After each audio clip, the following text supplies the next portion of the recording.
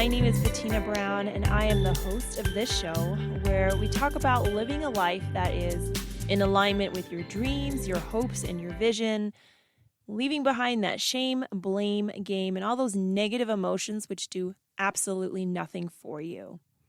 And I start off every show, or nearly every show, by saying I am not a licensed counselor, a psychologist, or psychiatrist, but I am a healthcare professional who really enjoys having conversations with people and figuring out what makes them tick. And a lot of my conversations with my clients was part of, spending that time with them.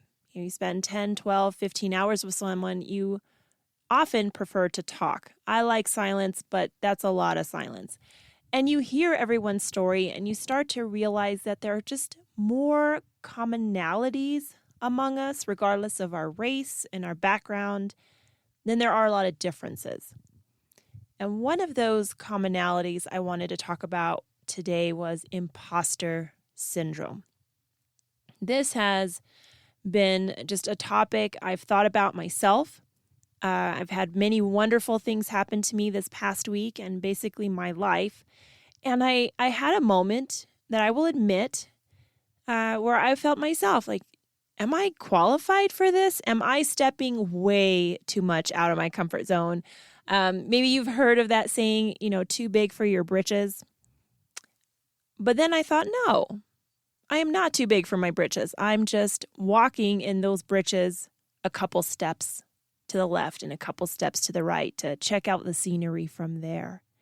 And so during this research for this podcast today, I came across some very interesting information. I actually found out that there is a website called the impostersyndrome.com, and it's led by a Dr. Valerie Young, who's spoken to 80 different college universities, spoken to numerous people from major corporations and McDonald's as part of it, and telephone companies, talking to executives to help them build their self-confidence and self-esteem. Now, it's almost counterintuitive that someone who's an executive of anything has an issue with self-esteem or self-confidence.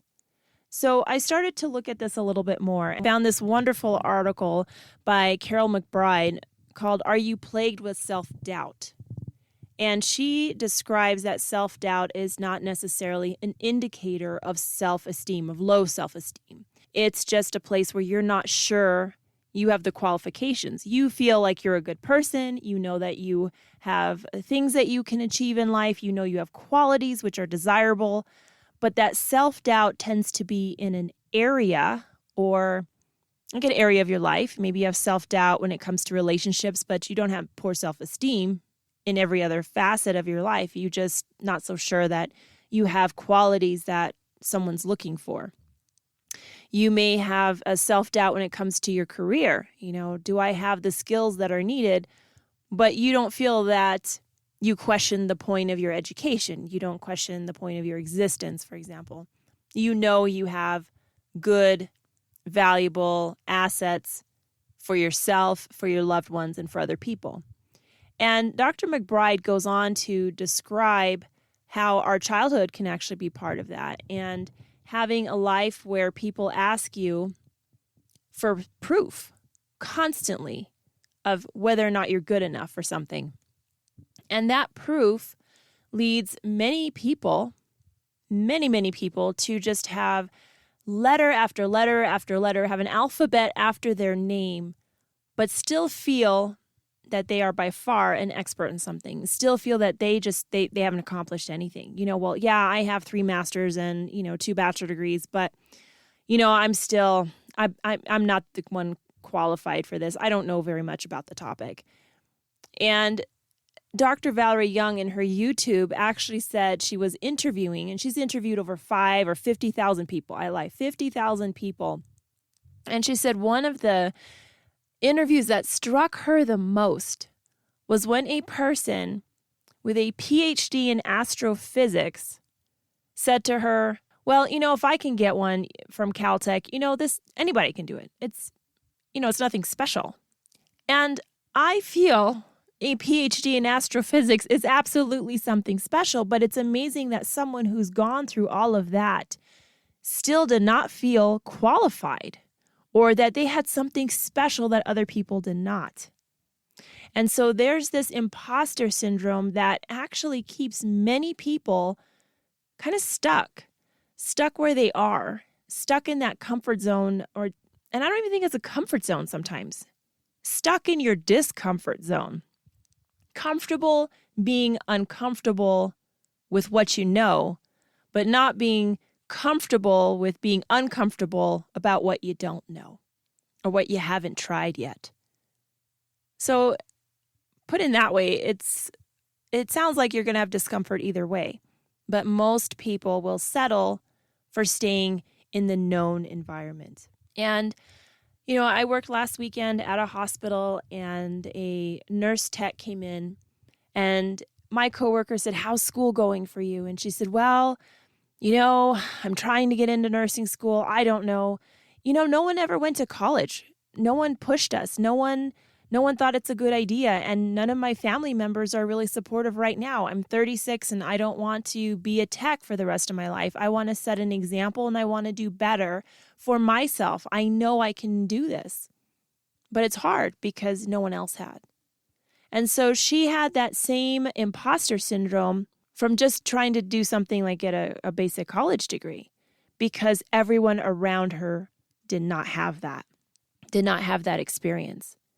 And so between Carol McBride and Dr. Young, they describe that often this imposter syndrome has more to do when we are doing something that our social group is not. And by that, I mean that you may very well be surrounded by people who all got their bachelor degrees, but now you're pursuing a master's and you're the only one. Well, how are you different? Why do you think you're good enough? And it does go back to the innate feeling that we want to have, and that's the feeling of belonging. We want to belong to a family. We want to belong to a political party. We want to belong with a certain gym. Belonging helps us with our identity. And going outside of that means that we may be leaving our identity kind of like we're just holding on to it like a kite flying in the wind. And that's actually not the case. We're taking that identity with us like a jacket on our back. It's not that far away. But we are learning to be uncomfortable with that. So in that discussion of imposter syndrome, I read Marianne Williamson's. She's a very, very good author. And she's written this popular inspirational quote, which is, "Our deepest fear is not that we are inadequate. Our deepest fear is that we are powerful beyond measure. It is our light and not our darkness that most frightens us.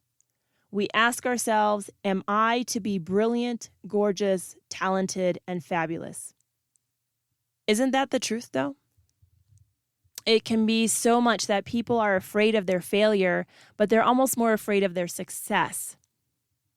And I feel that may be part of the imposter syndrome issue, that we are not feeling completely comfortable with the idea that we may succeed at something that is bigger than we originally thought of. So what do we do about this? Well, Dr. Valerie Young, has a list of 10 things. In fact, on her website, you can sign up to be part of her newsletter and get weekly support in your inbox, available for you, delivered with a smile, and can help give you some tips and strategies. But the number one thing that she said is, she would talk and give these, 10 strategies that really help people out, or 5 strategies at different speaking conferences. And people would always say that she gave a fabulous talk.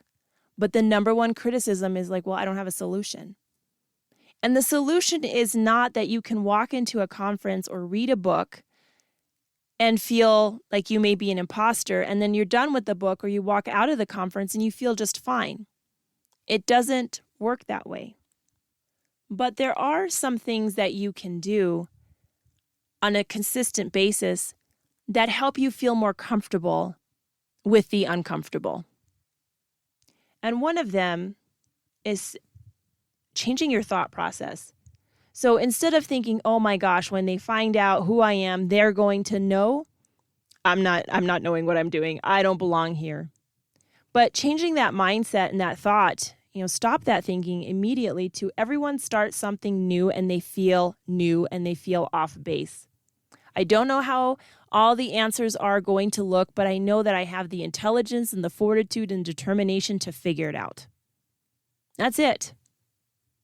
Because I read somewhere else, and I wish I would have kept it for this show tonight, but I read somewhere that a lot of us are concerned with what other people are thinking. But if we knew how little other people think, we would really not have any source of concern anymore, because a lot of people are not thinking. They're not thinking that you're not good enough. They're probably not thinking at all. But I think that plays into this as well. Just focus on that you're new and you're learning and you have the smarts to figure it out. No one was born with the innate ability to build a car, build a rocket, build a house. We all had a task of learning and a process of learning. We all did. And we tend to only see the end result, right? We only see what happened at the end. And there is another saying that what you practice in the dark will get seen in the light. So all they see is what you've accomplished at the end. They don't really get to watch all those mini failures or mini learning opportunities. So just change your thinking. Number 2, reward yourself. You know what? When you do something that's out of the ordinary for you, that's out of your comfort zone, do something fun for yourself. Take yourself out to lunch, order a different kind of coffee, take an extra break, buy that book you've been thinking about. Do something for yourself as a reward for going out and venturing out. Be excited about what you've accomplished. Be excited that you applied and you were accepted. Be excited you had the courage to apply in the first place. The worst anything that can happen is the answer is no. The best thing is that the answer may be yes. Take care of yourself, right? Reward yourself. And number 3, separate your feelings from fact.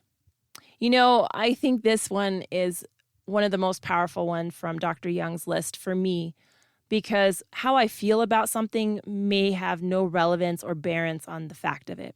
I am a physical therapist. I've mentioned that a few times, and I am a board-certified wound specialist. I am a certified lymphedema therapist, and I am a person that has credentials that's kind of rare. For the state I live in, there's 17 of them. Now, if you think of a regular outpatient clinic, there's probably 17 in that clinic alone. So it's not very common. And in that not very common, that means I have a skill set that is desired and is needed. But then I also feel sometimes, well, what if I don't know enough? Of course I don't know enough, because I don't have a photographic memory. I have read many books. I've listened to many lectures. I've investigated and researched. I don't have all the answers, but I have so many more answers than the person who is not a board-certified wound specialist and not a certified lymphedemist, and they're not a physical therapist with my years of experience in my settings. So it's not about necessarily, well, I'm better than you or you're better than me, but I have had different life experiences and different education to bring to the table. That's a fact. It's indisputable. It's not arguable. You can't say, you're not a physical therapist. You're not I am. It's written here right in black and white. Here's my license. Now, we can always have an opinion whether I'm a good one or not. But the fact is, I believe I am. And I have this here. I have this education. I have done this. And I have the ability to help more people with what I have. It would be a shame if so many of us would keep that behind our closed doors. So I'm going to end this session today with saying, again, I wish I would have written it down where I heard this, but I loved it. So that people are kind of like stained glass windows. Maybe you've heard of this, where we shine very brightly when the sun is out. All the little twinkles and shimmers and the different colors. It's really beautiful. And that sun is from the outside, right? People saying, oh, you're great. Oh, you're doing a wonderful job. Oh, I love that outfit. All of that. But the sun sets every night. And in order for us to still have that twinkle and that shine, the light has to be coming from the inside going out. And that is our internal belief system. That is our knowing and believing in fact, and not just lingering on our feelings. I always like that analogy about the stained glass window. It's not any less beautiful, it just is. And the light can come from the outside or it comes from the inside, but it still needs that light. And at the end of the day, just like Marianne Williamson had mentioned, it can be that light that scares us and not that darkness. So thank you so much for listening to my podcast show today. I am so grateful for all of the time because you know what? We only have so many minutes and you chose to spend some of your minutes alongside with me. So I encourage you to go ahead and leave a review. I would really appreciate it. Or sign up to listen to my podcast so you know every Tuesday when it drops on most places. Until next Tuesday, let's keep building one another up.